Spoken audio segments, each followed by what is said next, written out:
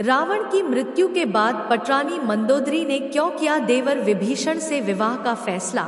रावण की मृत्यु के बाद उसकी पटरानी रानी मंदोदरी सती होना चाहती थी, लेकिन श्रीराम ने उन्हें ऐसा करने से रोक दिया। मंदोदरी बहुत धार्मिक थी और ज्योतिष की प्रकांड विदुषी भी।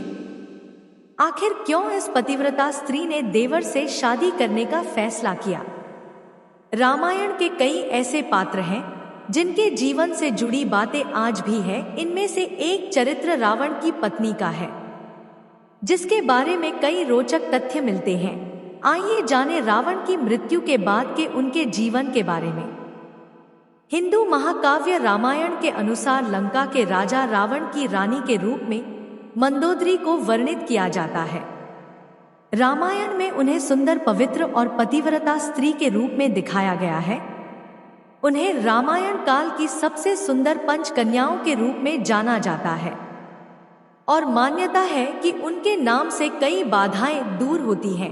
आइए जानें रावण की मृत्यु के बाद मंदोदरी के जीवन की कुछ प्रचलित कथाओं के बारे में।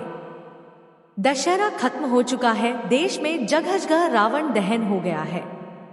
युद्ध में रावण की मृत्यु के साथ ही जब राम की जीत होती है तो उस दिन ही हिंदू धर्म में जीत की इस खुशी को दशहरा के रूप में मनाया जाता है।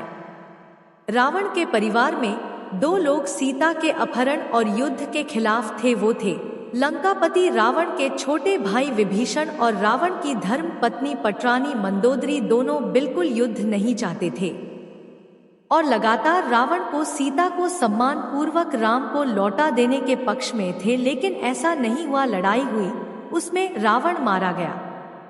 इसके बाद राम ने लंका का राजपाट रावण के छोटे भाई विभीषण को सौंप दिया। लेकिन क्या आपको मालूम है कि रावण की पटरानी मंदोदरी का क्या हुआ? आखिर क्यों उसने विभीषण से शादी का फैसला किया? कौन थी मंदोदरी? पौराणिक कथा के अनुसार एक बार मधुरा नामक एक अप्सरा कैलाश पर्वत पर पहुंची। देवी पार्वती को वहां ना पाकर वह भगवान शिव को आकर्षित करने का प्रयत्न करने लगी।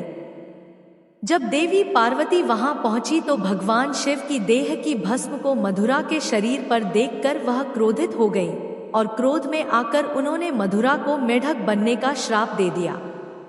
उसने मधुरा से कहा कि आने वाले 12 सालों तक वह मेढक के रूप में इस कुएं में ही रहेगी। भगवान शिव के बार बार कहने पर माता पार्वती ने मधुरा से कहा कि कठोर तप के बाद ही वह अपने असल स्वरूप में आ सकती है, और वो भी 12 साल बाद। मधुरा ने 12 वर्ष तक एक कुएं में रहकर मेढक रूप में कठोर तप किया। जब 12 वर्ष पूर्ण होने वाले थे तब मायासुर और उनकी पत्नी हेमापुत्री की कामना से वहां तप शुरू करने पहुंचे जहां मधुरा तप कर रही थी। जैसे ही मधुरा के 12 वर्ष पूर्ण हुए वह अपने असली स्वरूप में आ गई और कुएं से बाहर निकलने के लिए मदद के लिए पुकारने लगी। हेमा और मायासुर वहीं कुएं के पास तप में लीन थे। मधुरा की आवाज सुनकर दोनों कुएं के पास गए और उसे बचा लिया। बाद में उन दोनों ने मधुरा को गोद ले लिया और उसका नाम मधुरा से मंदोदरी रख दिया। महल का जीवन और रावण से मुलाकात। असुर राज के महल में मंदोदरी को राजकुमारी का जीवन मिला। वह अपनी नई जिंदगी में बेहद खुश थी, लेकिन इसी बीच उसकी जिंदगी में रावण का आगमन हुआ।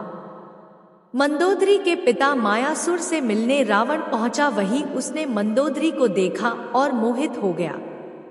उसने मायासुर से मंदोदरी का हाथ मांगा। मायासुर ने यह प्रस्ताव ठुकरा दिया तो क्रोधित रावण मंदोदरी का अपहरण कर लाया।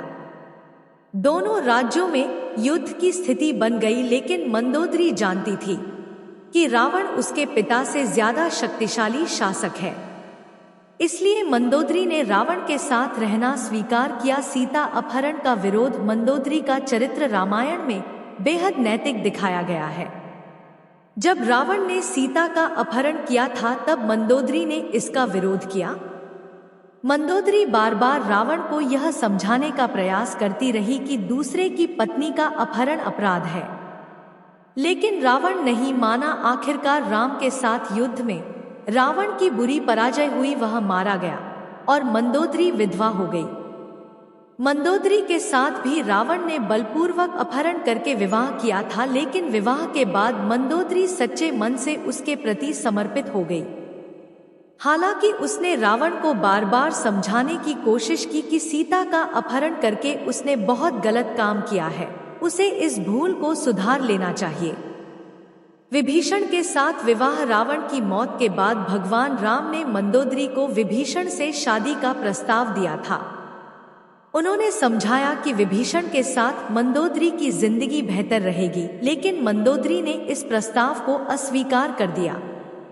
कहा जाता है कि इसके बाद एक बार भगवान राम सीता और हनुमान जी के साथ मंदोदरी को समझाने गए। तब ज्योतिष की प्रकांड विदुषी मंदोदरी को महसूस हुआ कि धार्मिक और तार्किक तौर पर सही देवर विभीषण से विवाह करना गलत नहीं होगा। यह महसूस होने पर उसने इस प्रस्ताव को स्वीकार किया। विभीषण से उसकी शादी हुई। हालांकि रावण की मृत्यु के बाद मंदोदरी के बारे में वाल्मीकि की रामायण ज्यादा कुछ नहीं कहती, लेकिन रामायण के दूसरे वर्जन में जरूर इस बारे में काफी कुछ कहा गया है। विभीषण भी पहले शादी के लिए तैयार नहीं थे। रावण के मरने के बाद जब मंदोदरी विधवा हो जाती है, तब भगवान राम विभीषण को सलाह देते हैं कि उन्हें अपनी भाभी से विवाह कर लेना चाहिए। यह परंपरा उन दिनों मान्य थी, लेकिन विभीषण के पहले से कई रानियां थीं और वह इसके लिए तैयार नहीं थे। यह भी कहा जाता है कि अगर विभीषण यह शादी कर लेते तो उन्हें भाई की जगह लंका पर शासन का नैतिक अधिकार भी हासिल हो जाता। विवाह राजनीतिक और राजकाज से ज्यादा जुड़ा था। हालांकि यह भी कहा जाता है कि यह विवाह शारीरिक तौर पर पति पत्नी के तौर पर एक दूसरे के साथ यौन संबंधों की बजाय विशुद्ध राजकाज से जुड़ा था, क्योंकि मंदोदरी भी चाहती थी कि उसके पति के निधन के बाद लंका में स्थायित्व और समृद्धि। वह श्रीराम से शत्रुता की बजाय मित्रता चाहती थी। रावण की मृत्यु के लिए उसने श्री राम को कभी जिम्मेदार भी नहीं ठहराया। एक वजह यह भी बताई जाती है कि रावण के निधन के बाद मंदोदरी भी उसकी चिता के साथ सती होने जा रही थी, लेकिन श्री राम ने उन्हें रोक लिया। इसके बाद मंदोदरी के पास देवर से विवाह करने के अलावा कोई विकल्प नहीं बचा था। रावण ने मंदोदरी को वचन दिया था कि हमेशा केवल मंदोदरी ही उसकी पत्नी और लंका की रानी होंगी। विवाह के बाद मंदोदरी को उपहार के रूप में मायासुर ने रावण को सोने की लंका दी थी।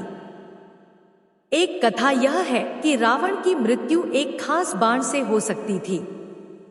इस बाण की जानकारी मंदोदरी को थी।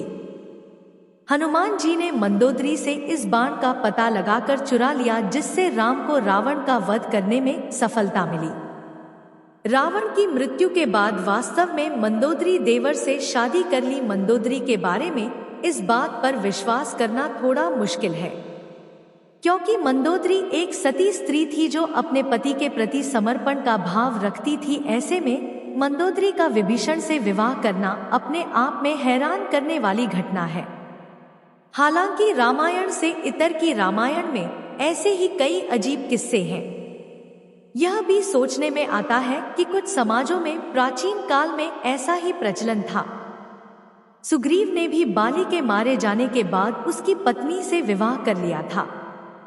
इस बात के लिए कोई प्रमाणित तथ्य नहीं मिलते हैं, लेकिन कुछ कथाओं में उनके आगे के जीवन के बारे में जिक्र मिलता है। अगर आपको हमारी वीडियो पसंद आई हो तो चैनल को लाइक और सब्सक्राइब करें। कमेंट बॉक्स में जय श्री राम अवश्य लिखें। आपको हमारे चैनल पर हर दिन एक नई कहानी सुनने को मिलेगी। राधे राधे।